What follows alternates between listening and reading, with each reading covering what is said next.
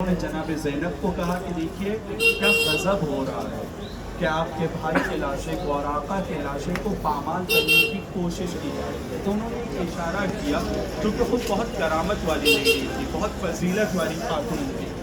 انہوں نے ایک اشارہ کیا جس کے بعد کہہ رہے ہیں کہ اس مقام پر ایک شیر جو افریقائی ہے، افریقہ نسل کا شیر کا، وہ یہاں پر آتا ہے اور وہ شیر امام حسین کے لاشے کے نزدیک تک لے جاتا ہے، اور جانے کے بعد امام حسین کے لاشے کے پاس کھڑا ہو جاتا ہے، جس کی وجہ سے امام حسین کے لاشے کو پامال ہونے سے اس نے بچایا ہے۔ یہ روایت کے مطابق جناب فضہ کا یہ مقام ہے، لیکن مشہور روایت ہے جو ہم لوگ کے یہاں ہے اور جو جناب امام حسین علیہ السلام کے جملے میں بھی ملتی ہے۔ کل بھی میں نے ذکر کیا تھا اس کچھ جملوں کے، امام حسین کے کچھ جملوں کو، آج انہی جملوں کو میں دہراتا ہوں۔ لیکن ہم لوگ کے یہاں جو مشہور روایت ہے، مشہور روایت یہ ہے کہ امام حسین کا لاشا بھی پامال کیا گیا تھا، یعنی امام حسین کا بھی لاشا پامال ہوا تھا۔ یہ مشہور روایت ہے، لیکن یہ ایک روایت بھی ہے کہ جہاں پر یہ کہا گیا کہ شیر نے امام حسین کے لاشے کو پامال ہونے سے روکا۔ لیکن امام حسین کا جو مشہور روایت کا جو جملہ ہے، اس میں امام حسین علیہ السلام اس وقت جب عصر عاشور امام زین العابدین کے پاس آخری مرتبہ امام حسین علیہ السلام جاتے ہیں ان کو بتانے کے لیے کہ اب ہم دو مردوں کے علاوہ کوئی نہیں بچا ہے جو میدان جنگ میں جا سکے جہاد کے لیے، اب ضروری ہے کہ میں خود میدان میں جاؤں۔ آپ اس وقت تصور کیجئے گا، اس روایت کو اس وقت بھی ذکر کیا گیا ہے، اور شام غریبہ جناب سکینہ نے بھی اس روایت کو نقل کیا ہے کہ جس وقت جناب سکینہ جناب امام حسین کے لاش کے پاس آتی ہیں، اور جب اس میں سر بھی نہیں تھا تو لاش سے آواز آ رہی تھی اور امام حسین کچھ اشعار پڑھ رہے تھے۔ وہ اشعار جناب سکینہ کو پیغام دے رہے تھے تاکہ وہ دوسروں تک کے پہنچیں، یا امام زین العابدین کو اپنی شہادت سے پہلے یا جناب سکینہ کو اپنی شہادت کے بعد، لیکن اشعار وہی ہیں، کامن ہے، چاہے امام زین العابدین کی روایت کو لیا جائے یا جناب سکینہ کے اشعار کے جملے میں آپ کے سامنے پڑھنا چاہوں گا، کیونکہ وہ خود اشعار جو امام حسین کے ہیں یہ خود اپنے اس میں ایک مصائب ہے، ایک مصیبت ہے، اور شاید کربلا کے واقعے کو بہت آسانی سے امام حسین علیہ السلام نے بہت مختصر الفاظ میں جو ذکر کیا ہے اس کی طرف توجہ دیجیے گا۔ امام حسین علیہ السلام شروع کرتے ہیں کربلا کے واقعے کو بیان کرنا، خاص طور پہ اپنے شیعوں کو یاد کرتے ہوئے۔ امام حسین علیہ السلام کا پہلا جو جملہ ہے، جو پہلا مرثیہ یا پہلا شعر کا جو جملہ ہے، اس میں امام حسین علیہ السلام ارشاد فرماتے ہیں کہ شیعتی مہما شربتم ما اعذب فاذکرونی، اے میرے شیعوں، اے میرے شیعوں، جب بھی تم ٹھنڈا پانی پینا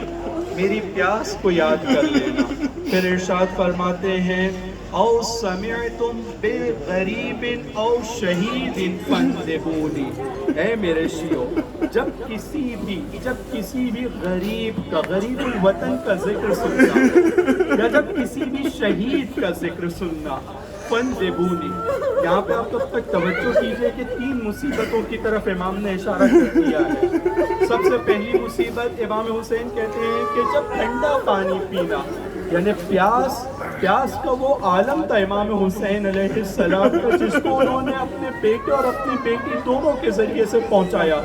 دوسری چیز غربت، بہت سخت ہوتا ہے کہ کسی کو دعوت دے کر بلایا جائے اور اس کو تنہا چھوڑ دیا جائے، نہ صرف تنہا چھوڑا جائے بلکہ جس کو دعوت دے کر بلایا ہے، دعوت دینے والے افراد اس کے اوپر حملہ کریں، کبھی کسی کے پاس ہتھیار نہیں ہے حملے کے لیے تو وہ پتھروں کے ذریعے سے بھی پر رحم نہ کرے اور پتھروں کے ذریعے سے حملہ کرتا ہے۔ پھر ارشاد فرماتے ہیں امام حسین علیہ السلام کے جملے ہیں فَأَنَا السِّبْطُ الَّذِي مِنْ غَيْرِ جُرْمٍ قَتَلُونِي، میں رسول خدا کا ایک ایسا نواسا ہوں جس کا کوئی بھی جرم نہیں تھا،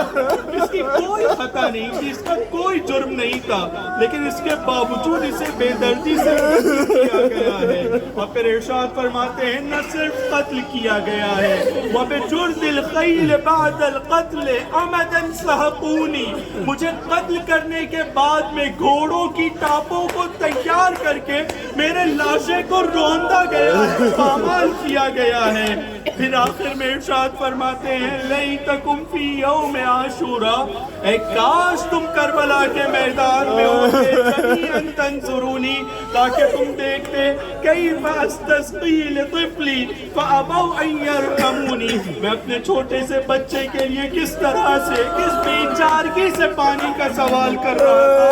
لیکن ان لوگوں نے پانی پلانے کی بھی زحمت نہیں کی اور رحم کرنے سے انکار کر دیا۔ وَسَقَوْهُ سَهْمَ بَغْيٍ عِوَضَ الْمَاءِ الْمَعِينِ،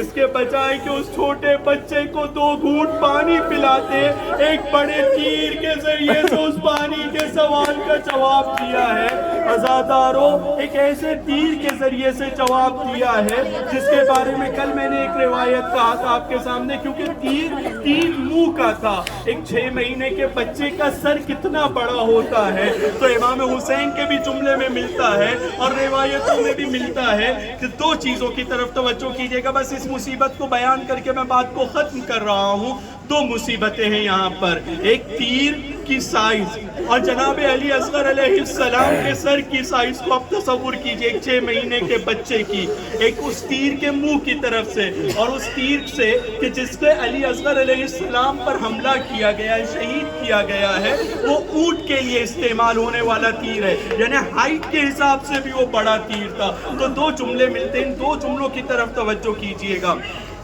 پہلا جملہ یہ ملتا ہے کہ جس وقت وہ تیر جناب علی اصغر کے گلے پر لگا ہے تو وہ تیر کے گلے پر لگنے کے بعد سے علی اصغر کے ایک کان سے لے کر دوسرے کان تک کے جتنی ہڈیاں تھیں سب کی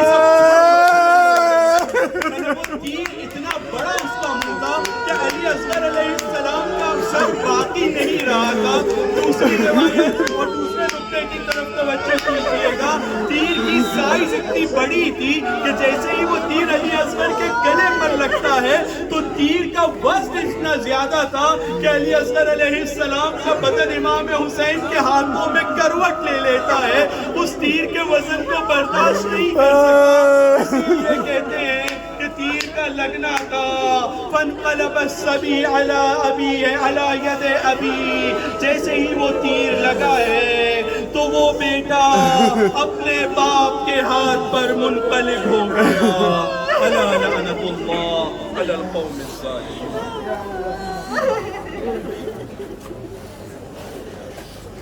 ہم لوگوں کے پاس